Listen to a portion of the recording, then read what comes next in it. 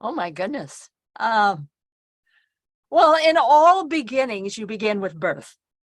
And so my book begins there. It begins with birth, which was very, very late at night, hush, hush. Nobody talked about it.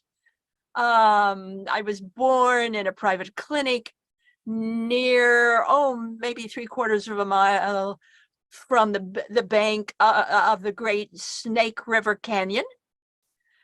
And, to a mother who had been run out of Kansas because she dared to give birth to an illegitimate child. In those days, that was a crime. And so she was berated heavily. She moved to southern Idaho because she had two sisters there. And she thought she would get help from them, and she did not. So that early screw up, if you will, begins the book. It also begins my love of canyons, my love of edges. And I always seem to find myself at the edge of everything, or squirreling around the edge, or walking around a very narrow path that nobody else follows. So that's my life. That's who I am. That's how I began. And I did not know my mother was my mother. When I was 2 months old, well, my coming into this world was given or revealed by a gypsy fortune teller to Mama Song, S-O-G-N, from the Sogna Fjord. And Mama Song, Daddy Song were in southern California, or Idaho, Twin Falls, Idaho, because of a clothing store big deal that went sour. And so they had no way to get back to where they came from in the middle part of our country, Iowa, I think, or someplace like that. So they were sort of stranded in southern Idaho. And you'll love this. A gypsy fortune teller read Mama Song's tea leaves. Now, in those days, you didn't have tea bags. You just had tea leaves.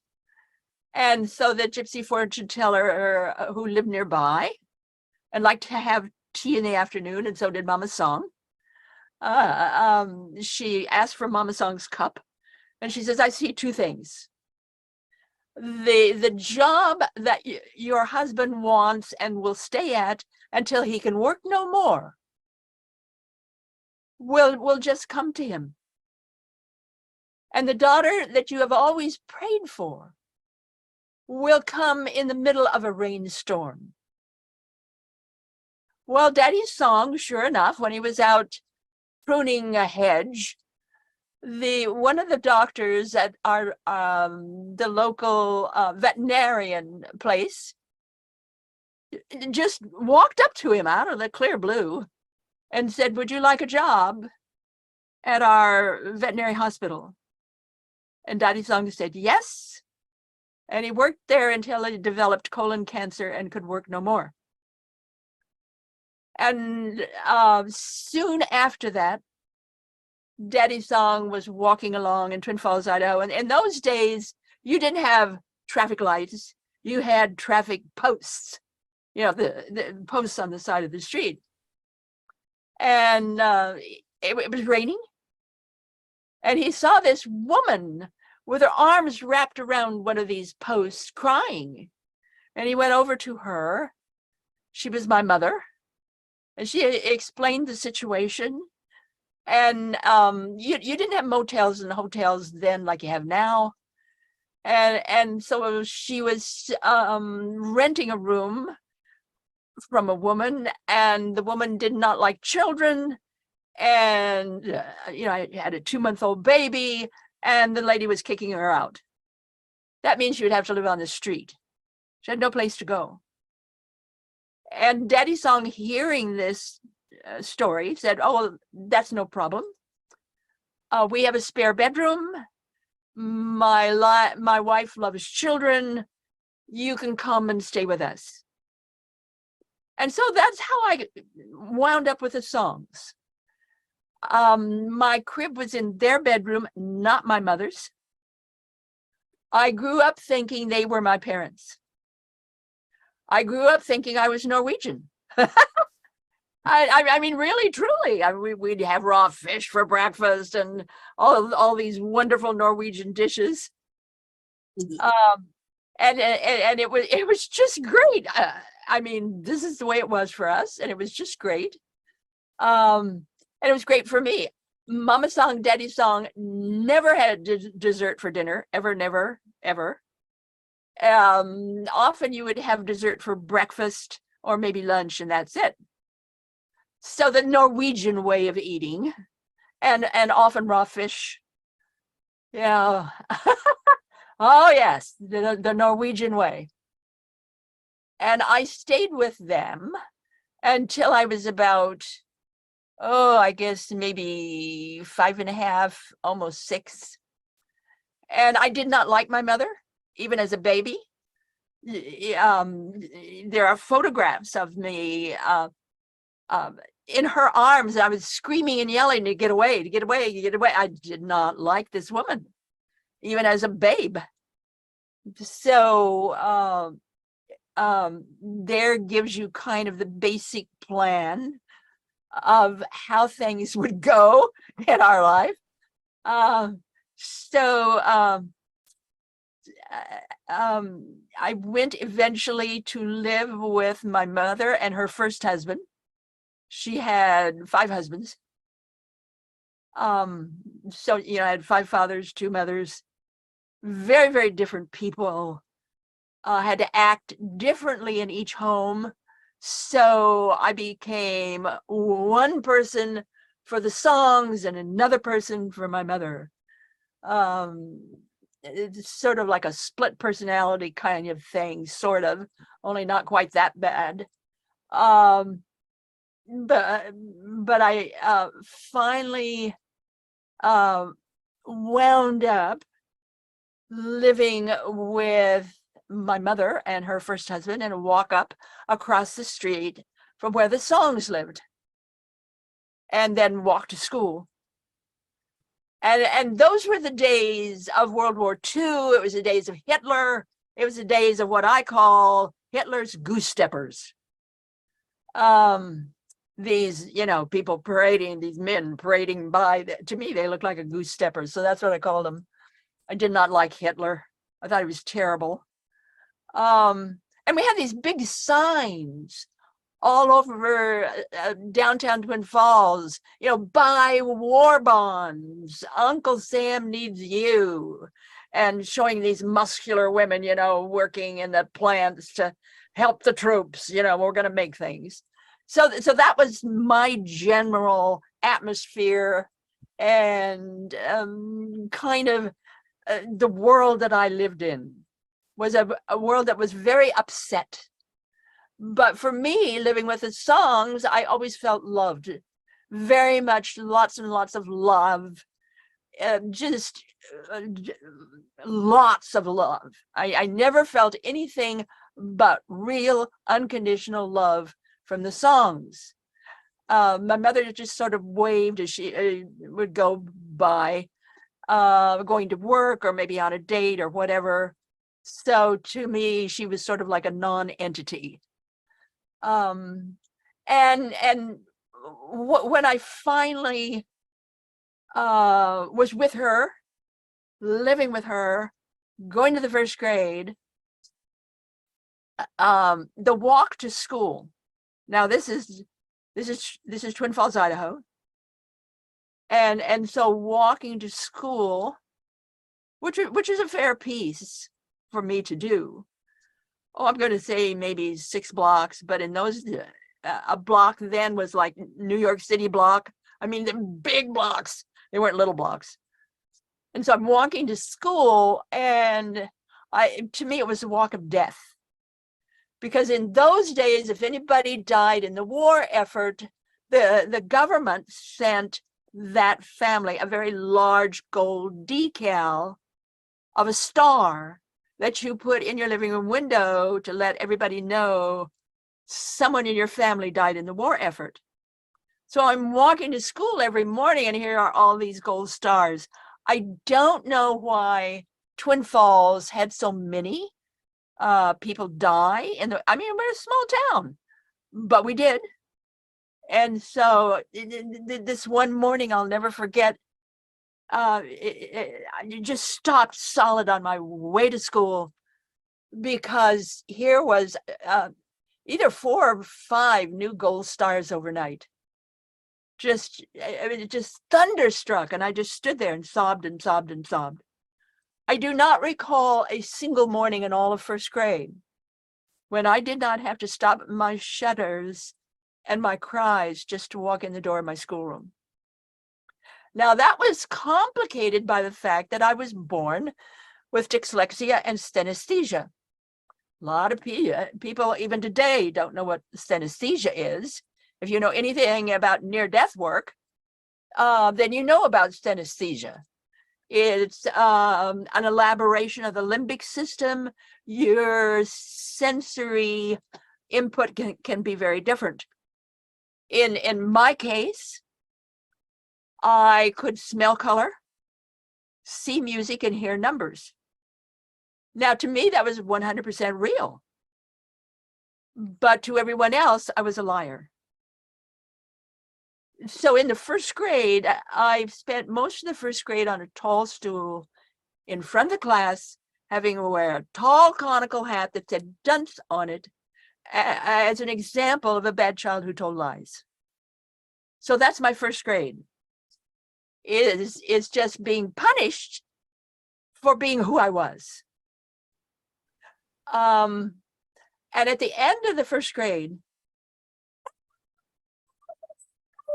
I was furious. And I decided that all grown-ups were stupid, and I never wanted to be one when I grew up. She was. I was being honest. I was being truthful, but nobody else could believe me. So mother finally settled down with my 5th father, and he was a police officer and worked at the Twin Falls police station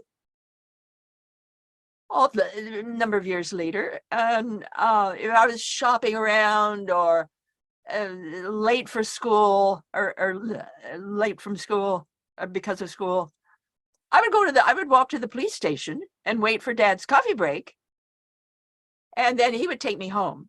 Now, they don't do that anymore, but they did then. We're talking the 40s here. So they did that then. And I called him Dad because, well, it took a while for me to accept him, but when I finally did, it was head over heels love. I mean, he was just the most wonderful man. Just incredible man, a real Western hero type.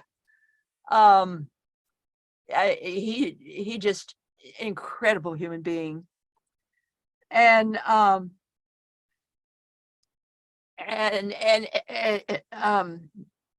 with he being in the police station and me needing a ride home, often I'd be there early, so I'd wait for him to come. So, you're listening to all the calls and all this stuff happening in a police station.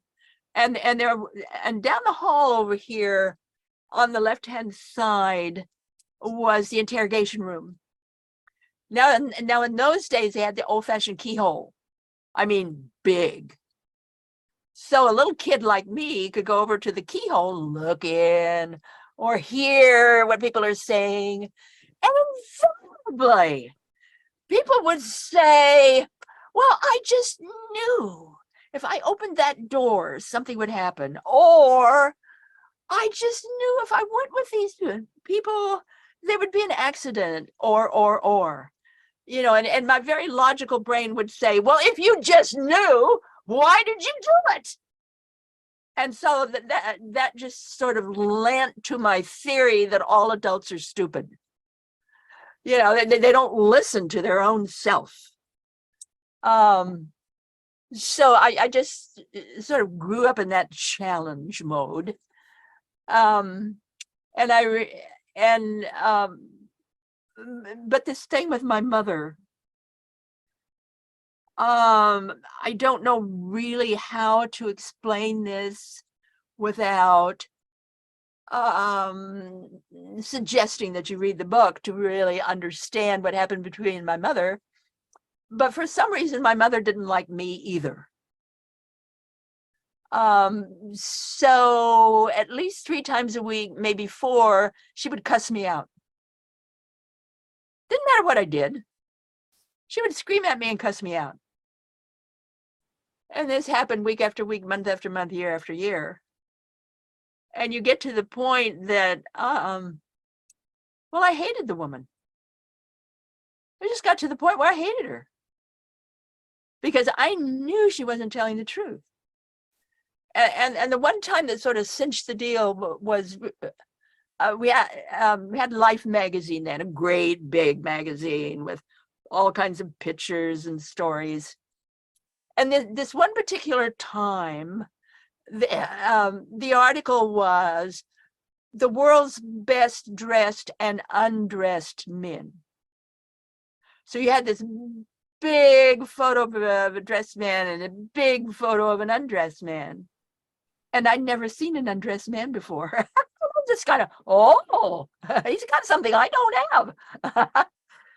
And my mother took that to mean that I was a pervert. So she started calling me these huge, terrible words. And I snuck into her bed in my parents' bedroom because that's the only place the dictionary was. And I looked up the word. And I wasn't that. I was that. So from that moment on, I never trusted my mother again. Ever. And I finally got to the point, oh gee, what was I? 6th grade, I guess. And everybody was gone. I had a brother and sister by then. My sister was born on my birthday, interestingly enough, my 10th birthday. So we're, 10 years apart to the day. And by the way, she had 2 boys, born a year apart to the day, 1 day before us. So in our family, 4 days or 2 days, we have 4 birthdays, which I think is kind of neat. But anyway, everybody was gone. I was all by myself in the house. And I went up to the bathroom mirror and I saw myself in the mirror. And no kidding, my face was twisted. I was cold. I was mean. I was everything I did not want to be. And I remember screaming. I looked at myself in the mirror and I said, I'm going to change you. I don't know how, but I'm going to do it. Just like that. Well, I swear that the air has ears. Someone is always listening. And so 7th grade meant I went to junior high school. It was no longer at Bickle Elementary. I went to junior high school. And all of a sudden, the world changed. And I could be around people and do things in school I'd never been able to do before. And I just kind of fell in love with school. And I fell in love with people.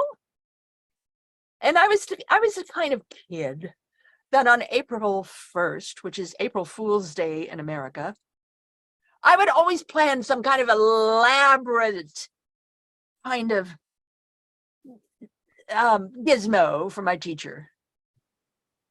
Like this one particular time, I stacked all of the waste baskets I could find on top of her desk going way, way, way, way, way, way, way up, a huge tower. And so when everybody came to class, it's like, and all of a sudden, school and life and the world turned around for me.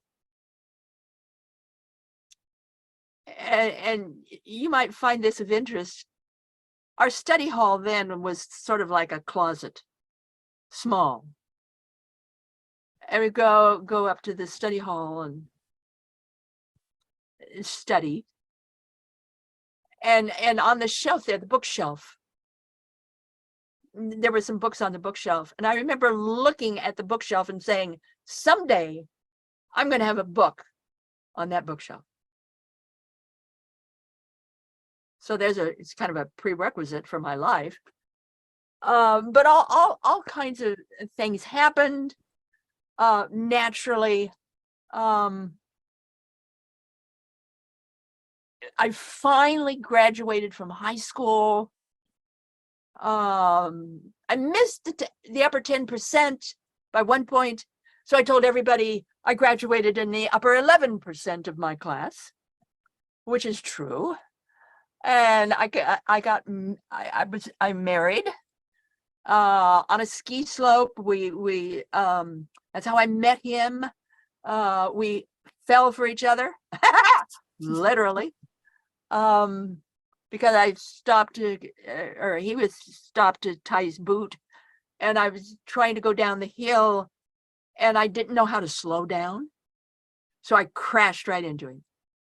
So I can honestly say we fell for each other because we did.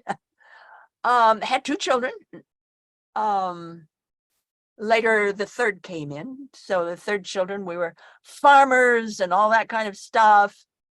And that's the days when the farm market upended. We had to sell everything.